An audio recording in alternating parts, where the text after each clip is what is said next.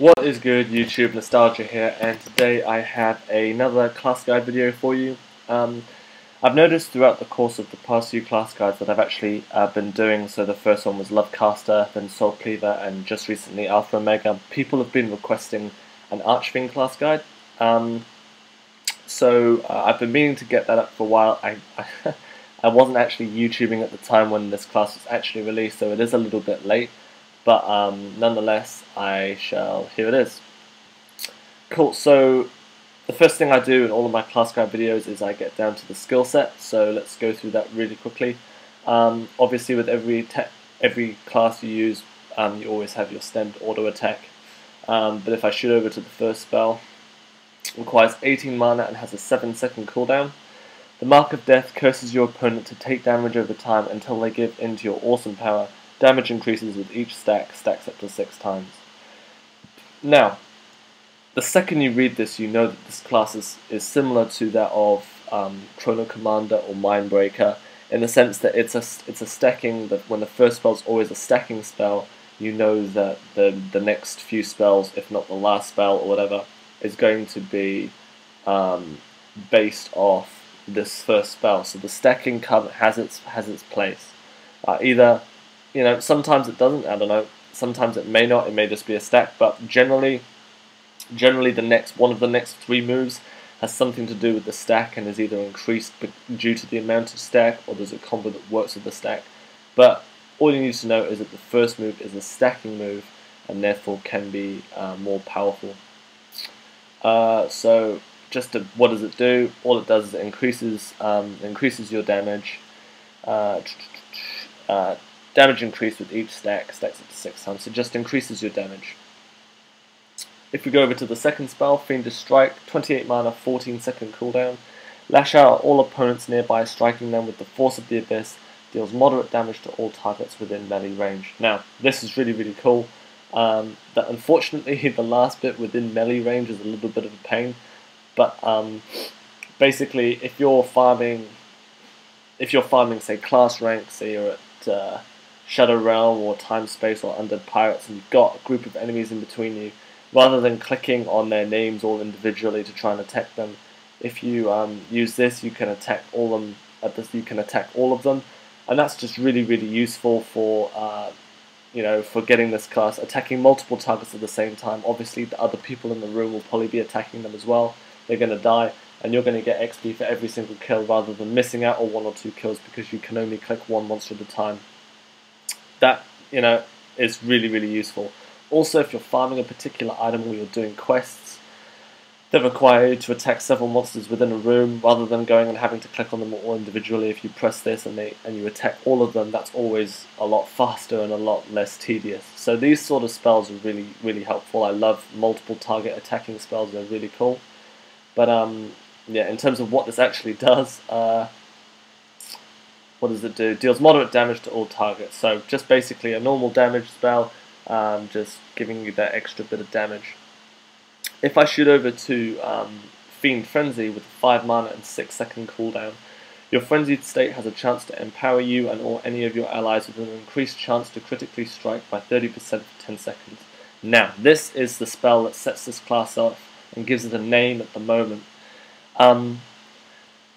Where do I start? Basically, this increases your chance to crit for 30% for 10 seconds, that's all it does. But this really does have a place at the moment. If you're watching this and you're aware of the Chrono Commander class, which was just, I say recently released, it's been out for a little while now, it comes with the 2014 calendar. There is a really cool combo that you can use with this, and if I use Tibacinus, for example, which is the Chaos Monster at Jin, that's where everybody seems to be leveling up at the moment. That's where I've been leveling up. If you're attacking Jin, say you're using Corruptor Locked as well, so if I go and equip Corruptor Locked, or do I actually have it? Where did I put it? No, I put it back in my bank. But say you have Corruptor Locked, which deals double damage against Chaos Monsters, and you use Chrono Commander. Normally, if you're using Chrono Commander and Corruptor Locked, you can hit over 100k. You're generally spanning between 70 to 150k. 70k being a non-crit, 125 plus k being a definite crit. With that class and that particular weapon, But if you've got someone in the room that's actually using this class and spamming this move here, increasing all of the people's in the room chance to crit by 30% for 10 seconds, you could end up hitting over 200 to 250k on Tibacinus at Jin with Corruptor locked and Chrono Commander.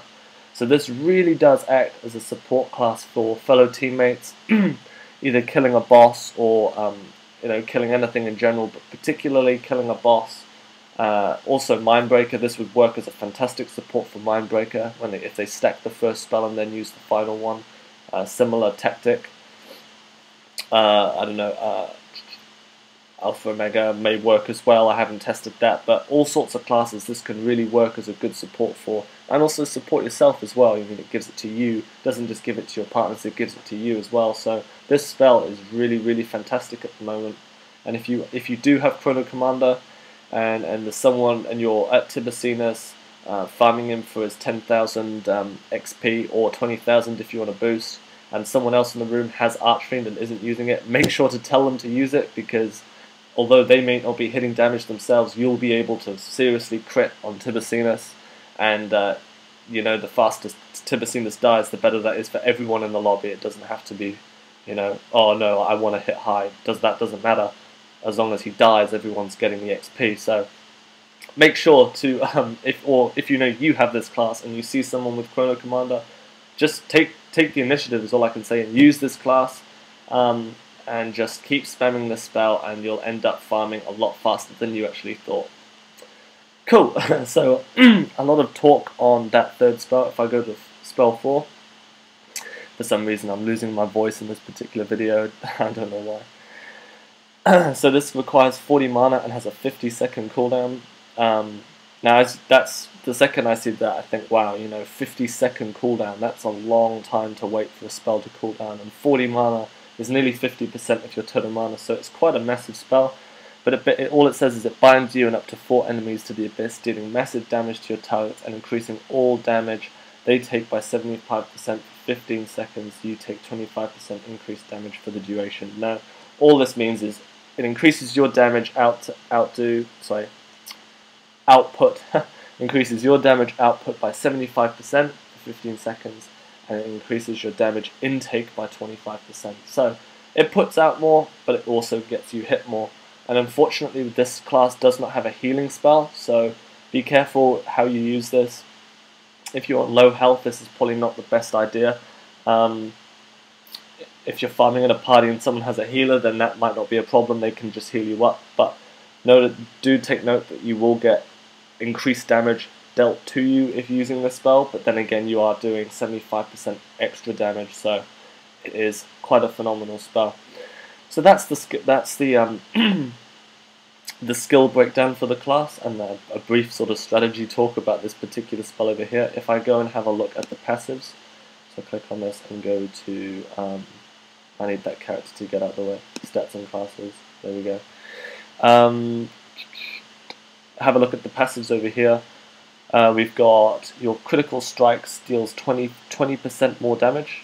Wow, so that's also talking about crits and stuff like that as well. And increased critical strike chance by 12%. So they're both to do with your critical strike. So this increases critical strike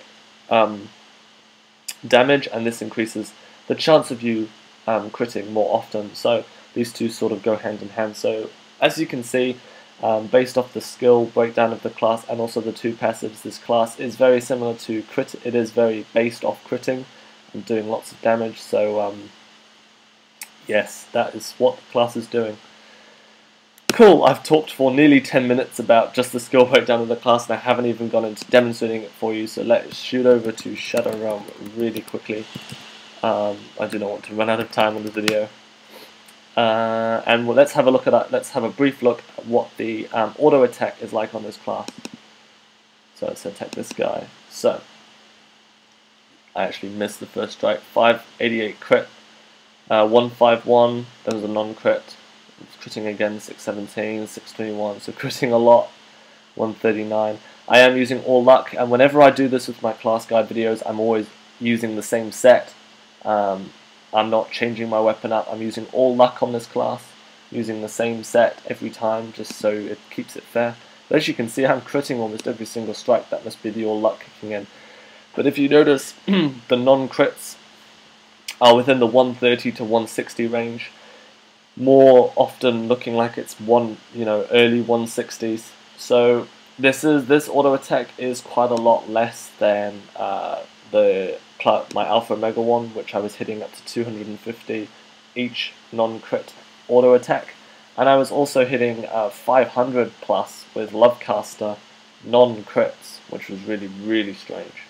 But this auto attack seems to be a lot weaker than those.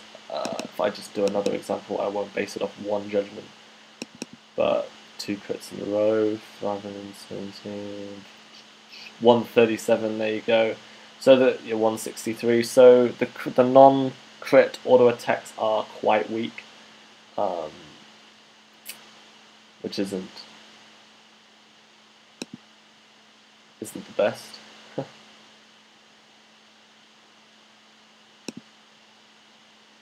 Use this a bit. I'll use this just for the lols.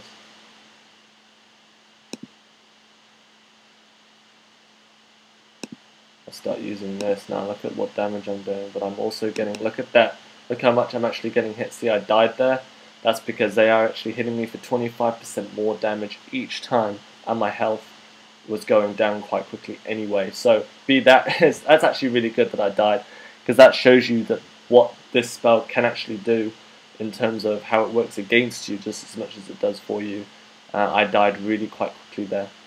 So yeah, I'm gonna run out of time if I actually do this, go over every single different attack combination. But basically, in terms of just have an experiment with the class is all I can say. Is just test it. If you have the class, obviously give it a test. Use different enhancements with that. I'm using all luck. That seems to be what I do with like 90% of my classes. But seeing as this class was heavily based off critting, I went the all luck way. You could probably use wizard. You could probably use, I don't know, fighter if you wanted to. But I'm using all luck. I'm not as confident about that as I was with Alpha Omega. I was very confident that you use all luck with that. But so this class, there is a lot of room for experimentation and customization in terms of what you use. So yeah, don't be afraid to have a play with that. Let's go back to my house. But in terms of would I get this class?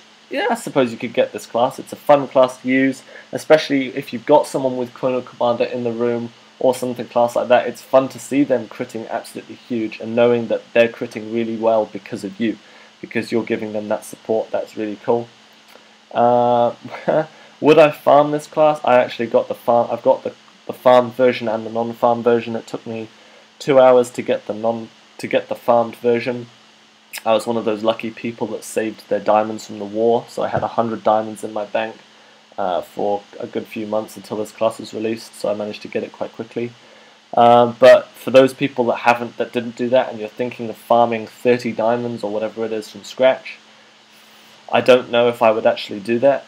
To be very honest with you, that is a lot of work. That's days and days and days and days, if not weeks of work to get 30 diamonds just through farming Nulgath quests. That is quite a mission.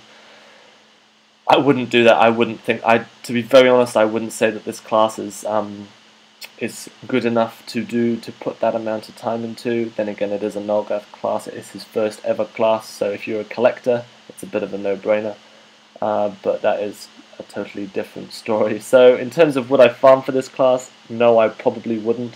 But I do not know. That depends. And would I buy it for ACs? Well, that strictly depends on how many ACs you have, what you generally use your ACs for, and when you intend to get more ACs in the future. So there's many different things you need to consider. But yeah, basically it's an alright class. Nothing massively special. But yeah, I want to thank you guys for watching this class guide. I hope you enjoyed it. Do not forget to comment, rate, subscribe, and I want to thank you guys for watching again. Hope you enjoyed it. Peace.